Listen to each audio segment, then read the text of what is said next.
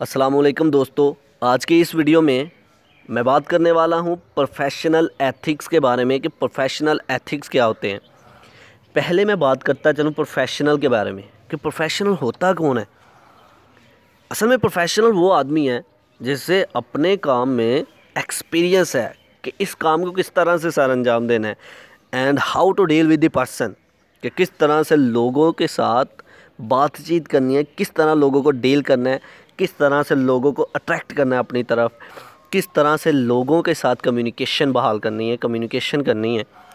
तो ये एक प्रोफेशनल आदमी होगा कि मतलब कि लोगों से के साथ गुफ्तगू करने का अंदाज़ किस तरह का हो, उसका अपने काम में कितना एक्सपीरियंस्ड है, किस अंदाज से अपने काम को वो सर अंजाम देगा, तो वो अपने काम में प्रोफेशनल कहलाएगा।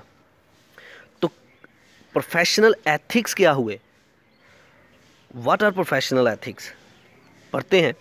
Professional ethics are a code of conduct that govern how members of a profession deal with each other and with third parties. ये फ़र्ज़ करो आप एक गारमेंट्स की शॉप खोले बैठे हो। इसकी डेफिनेशन अच्छे तरीके से कॉन्सेप्ट देने लगा हूँ।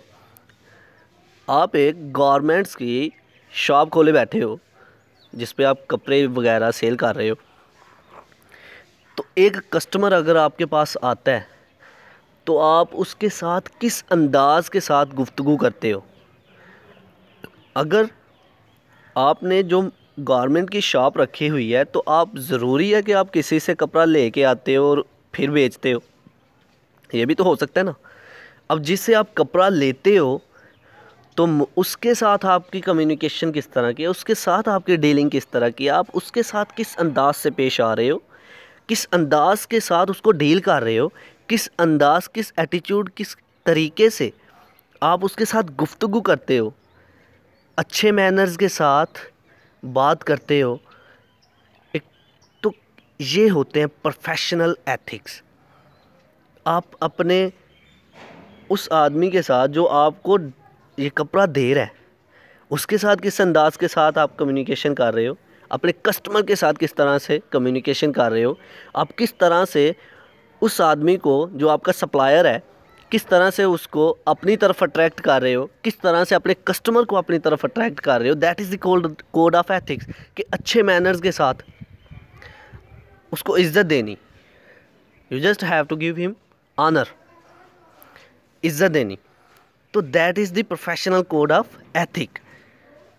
Professional ethics are a code of conduct that govern how member of a profession deal with each other and with third parties, कि किस तरह एक प्रोफेशन के लोग आपस में कम्युनिकेशन करते हैं और थर्ड पार्टी जो तीसरा आदमी यानी कि जो कस्टमर हमारे पास आ रहा है। एक प्रोफेशन के लोग कैसे हुए? सप्लायर और जो गारमेंट दुकान वाला था वो दोनों, शॉप वाला था वो दोनों एक ही फील्ड, एक ही प्रोफेशन से तल्लक रखते हैं। तो आपस में वो किस तरह से गुफ्तगू करते हैं, आपस में किस तरह से किस अंदाज़ के साथ जो है अपनी डीलिंग कर रहे हैं और किस अंदाज़ के साथ थर्ड पार्टी से गुफ्तगू कर रहे हैं, किस अंदाज़ के साथ थर्ड पार्टी को डील कर रहे हैं, अट्रैक्ट कर रहे हैं अपनी तरफ यानी कि कस्टमर्स को। That is called the professional ethic.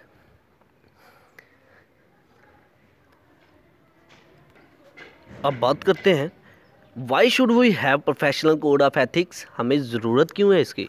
Y do we need it? को एथिक्स क्यों होने चाहिए? आप किसी को इज़्ज़त ना दो, क्या वो तुम्हें इज़्ज़त देगा? It's impossible. आपके पास कोई कस्टमर आता है, आप उसको अच्छे अंदाज से गुफ्तगू नहीं करते, उसके साथ अच्छे अंदाज से बातचीत नहीं करते, क्या वो दूसरी दफ़ा आएगा? नहीं आएगा। यही वजह कि हमें एथिक्स कुछ अखलाकियात के मुताबिक अकॉर्डिंग टू दी सिचुएशन अगले बंदे को टारगेट करते हुए किस अंदाज से उसको इज़्ज़त देनी है और किस अंदाज से अपने प्रोफेशन को लेके आगे चलना है। That is thing that depend on your business कि आपके मैनर्स कैसे होने चाहिए। तो why should we have professional code of ethics? हमें प्रोफेशनल कोड ऑफ एथिक्स की ज़रूरत क्यों पड़ी?